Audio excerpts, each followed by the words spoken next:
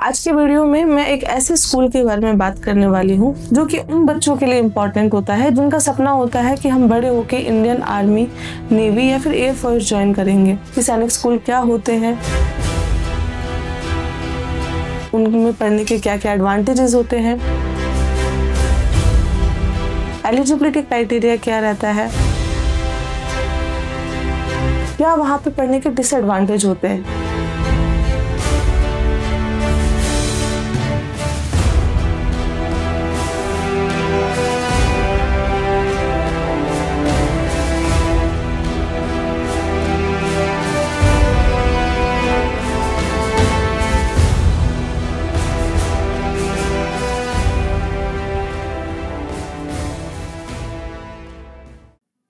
Hello everyone, welcome back to our channel of इंशाल्लाह education.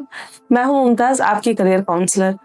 आज के वीडियो में मैं एक ऐसे स्कूल के बारे में बात करने वाली हूं जो कि उन बच्चों के लिए इम्पोर्टेंट होता है जिनका सपना होता है कि हम बड़े होके इंडियन आर्मी, नेवी या फिर एयरफोर्स ज्वाइन करेंगे। इस स्कूल का नाम है सैनिक स्कूल। आपने काफ़ी बार सुना होगा कि सैनिक स्कूल के लिए बच्चे बचपन से ही प्रिपरेशन स्टार्ट कर देते हैं। एंड ऐसा क्यों करते हैं, ये सारी चीज़ें आपको इस वीडियो में पता चलेंगी।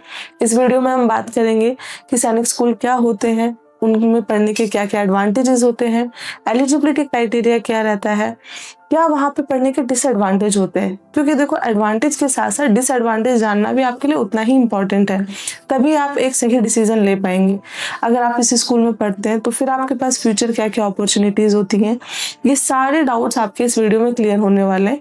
तो अगर आपका इंटरेस्ट है, अगर आप स्टूडेंट हैं तो भी आपके लिए काफ़ी इम्पोर्टेंट है, और अगर आप पेरेंट्स हैं तो भी आपके लिए जानना बहुत ज़रूरी है कि अगर आप अपने बच्चे को सैनिक स्कूल में डालेंगे तो आने वाले टाइम में उनको क्या क्या चीज़ें फेस करनी पड़ेंगी। तो चलिए वीडियो को शुरू करते हैं। सबसे पहले हम बात करते हैं सैनिक स्कूल की हिस्ट्री एंड बैकग्राउंड के बारे में।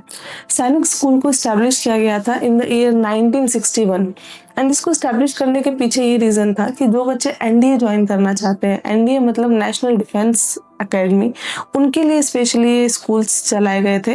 एंड स्टार्टिंग में ये था कि यहाँ पे सिर्फ बॉयज़ ही जा सकते हैं।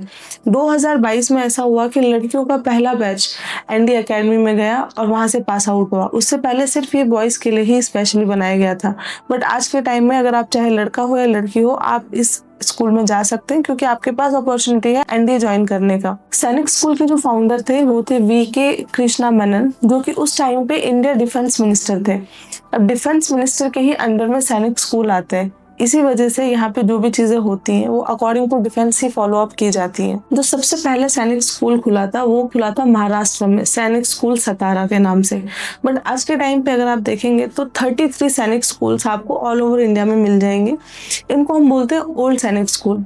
एंड अभी आप देखेंगे आपके सामने एक और ऑप्शन होता है जो होता है न्यू सैनिक स्कूल का, जो कि 19 है अभी इंडिया में। एंड न्यू सैनिक स्कूल एंड ओल्ड सैनिक स्कूल में कुछ डिफरेंसेस भी हैं जो कि मैं आपको बताऊंगी अभी। बट आपके पास ऑप्शन होता है, आपको जिस भी सैनिक स्कूल में जाना है आप उसका एंट्रेंस एग्जाम दे सकते हैं। अब यहाँ ये सवाल आता है कि आखिरकार कौन सा ऐसे बच्चे हैं जो इसमें एडमिशन ले सकते हैं, किस क्लास में बच्चों को ये एग्जाम देना पड़ता है। ये काफी इंपॉर्टेंट है क्योंकि बच्चों को बहुत ज्यादा कंफ्यूजन होता है इस चीज को लेके। अगर आपको सैनिक स्कूल में एडमिशन लेना है तो आपको सैनिक स्कूल का एंट्रेंस एग्जाम क्लियर करना पड़ेगा, जिसका नाम होता है ऑल इंडिया सैनिक स्कूल एंट्रेंस एग्जामिनेशन, AISSEE के नाम से भी इसको जानते हैं। ऑल इंडिया सैनिक स्कूल एंट्रेंस एग्जामिनेशन सिर्फ वही बच्चे दे सकते हैं जो 6th क्लास में आ रहे हैं या फिर जो 9th क्लास में आ रहे हैं। 6th एंड 9th क्लास में ही ये एंट्रेंस एग्जाम होता है।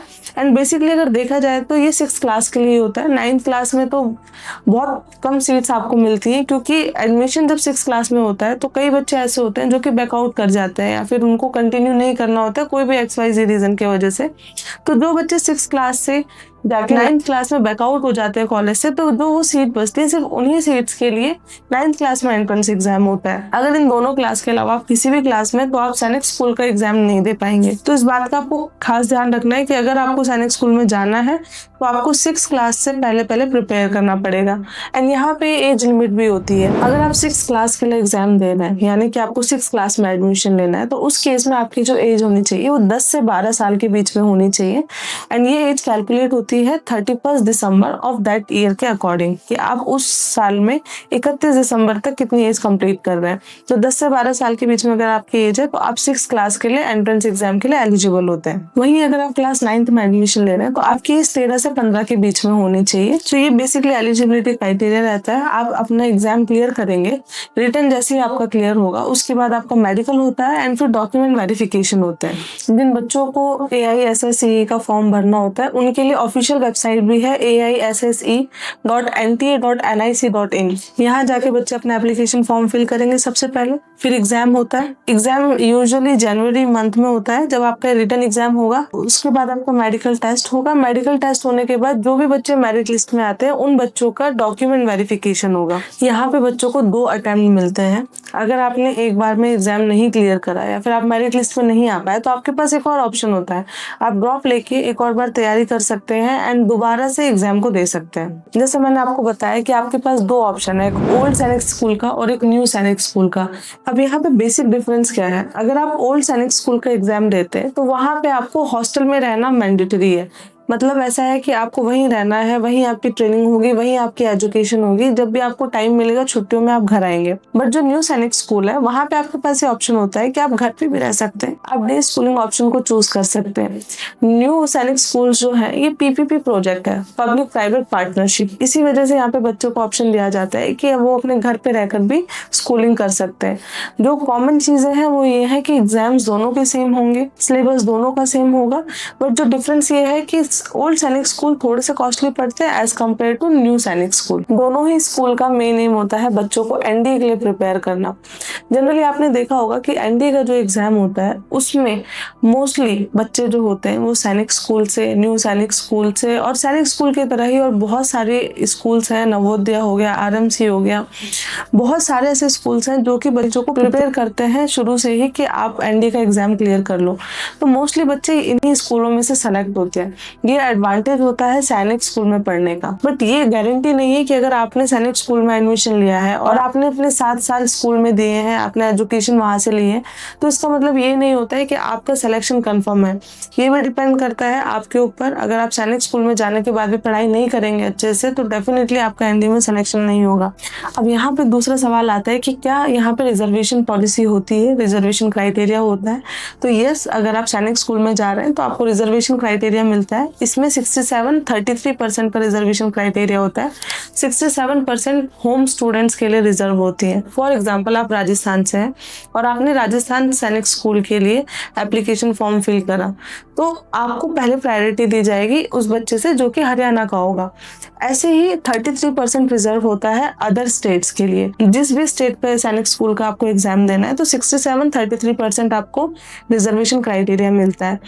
इसके बाद रिजर्वेशन बेस्ड होता है कैटेगरी वाइज भी, SC ST OBC category wise, and साथ ही में यहाँ पे डिफेंस कोटा भी होता है। तो different type of reservation policies आपको इस एग्जाम में देखने को मिलती हैं। देखो जैसे कि नाम से ही पता चल रहा है सैनिक स्कूल, तो सैनिक स्कूल में अगर आप जाएंगे तो वहाँ पे जो आपकी रूटीन होगी वो अकॉर्डिंग टू डिफेंस ही फॉलो अप की जाती है।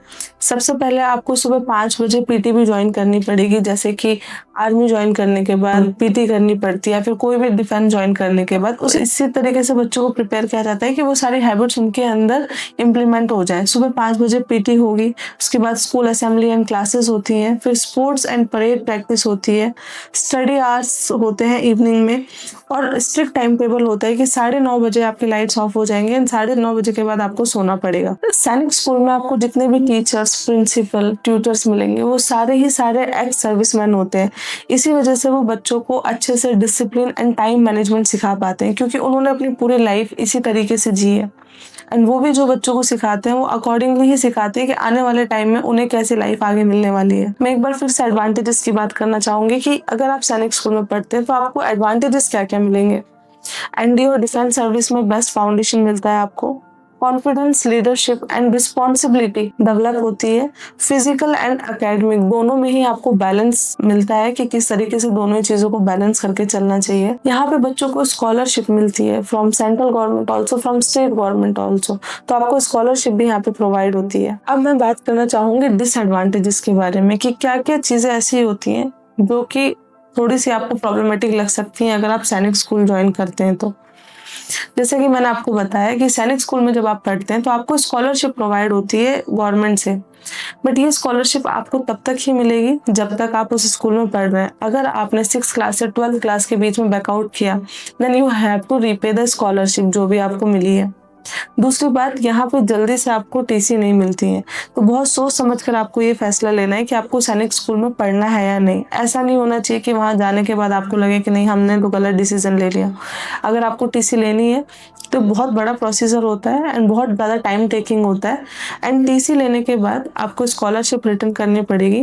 As I told you before कि ये जो स्कूल्स होते हैं ये मिनिस्ट्री ऑफ डिफेंस के अंडर में आते हैं। तो मिनिस्ट्री ऑफ डिफेंस के अंडर में आते हैं तो डिफेंस बहुत स्ट्रिक्ट होती है इस चीज़ को लेके कि कोई भी बच्चा जिसने एडमिशन लिया है उन्होंने क्यों बैकआउट करा है, ऐसे क्या रीजंस रहे, तो थोड़ा सा टाइम लग जाता है आपको टीसी लेने में। बहुत सारे ऐसे बच्चे होते हैं जिनको घर पे अलग तरीके से रहने की आदत होती है, उन्हें मम्मी का प्यार, पेरेंट्स का पैम्परिंग करना, ये सारी चीज़ें बहुत पसंद होती हैं, बट कहीं ना कहीं सपने के लिए वो सैनिक स्कूल ज्वाइन कर लेते हैं, बट वहाँ जाके उनसे फिर एडजस्टमेंट नहीं होता है। तो अगर आप अपने बच्चे को सैनिक स्कूल में डाल रहे हैं तो you should be mentally prepare कि आपके बच्चे का एक टाइम टेबल आप शुरू से इस तरीके से फॉलो करवाएं, या फिर आप उनको चीज़ों को लिमिटेड रखें ताकि उनको वहाँ जाके प्रॉब्लम ना आए। बच्चे वहाँ जाके रोते हैं, परेशान होते हैं, बट उनके पास फिर कोई ऑप्शन नहीं होता है, क्योंकि वहाँ पे जितने भी आपको प्रोफेसर मिलेंगे वो सारे के सारे सर्विसमैन हैं और वो थोड़ा स्ट्रिक्ट रहते हैं बच्चों को लेके। जो लैंग्वेज भी थोड़ी यूज करी जाती है थोड़ी सी हार्श होती है, तो इन सारी चीजों का आपको ध्यान रखना है पहले। बस यही कुछ परेशानियां होती हैं जो कि सैनिक स्कूल में अगर आप बच्चों को डाल रहे हैं तो थोड़े बहुत फेस करना पड़ता है, और ये तो आपको हर जगह मिलेंगी। कुछ बच्चे जो इनको शुरुआत में फेस कर लेते हैं वो उन्हें बाद में फेस नहीं करते, तो ये कोई बहुत बड़ा पॉइंट नहीं है। It completely depends on the choice of parents and students कि उनका करियर गोल क्या है। अगर उनका करियर गोल यही है कि उनको जाना ही डिफेंस में, देन सैनिक school is best suitable for them. इस वीडियो में मैंने आपको एक बेसिक नॉलेज दी है सैनिक स्कूल की, बट आने वाली वीडियोस में मैं आपको हर एक पॉइंट का एक इलैबोरेट वीडियो देने वाली हूँ, जिसमें आपको मल्टीपल स्कूल्स के भी ऑप्शन मिलेंगे कि किन किन स्कूल्स में पढ़ के आप आने वाले टाइम में आर्मी, नेवी, डिफेंस कुछ भी ज्वाइन कर सकते हैं, या फिर आपके पास और कितने ऑप्शन है। आप नवोदय ज्वाइन कर सकते हैं, आप आरएमसी ज्वाइन कर सकते हैं, सैनिक स्कूल हो गया, न्यू सैनिक स्कूल हो गया, इसी तरीके के बहुत सारे ऑप्शंस बच्चों के सामने होते हैं। But yes, if you are focus for your career and if you wanted to become an army man in future, then आप सैनिक स्कूल चूज कर सकते हैं। अगर आपका कोई डाउट हो regarding this school, then you can contact me at the number showing on the screen. और इसके अलावा कोई भी जानकारी के लिए आप हमारे इंश्योर एजुकेशन के ऑफिशियल वेबसाइट जो कि है www.insureeducation.com पे जाके देख सकते हैं। Thank you for watching my video.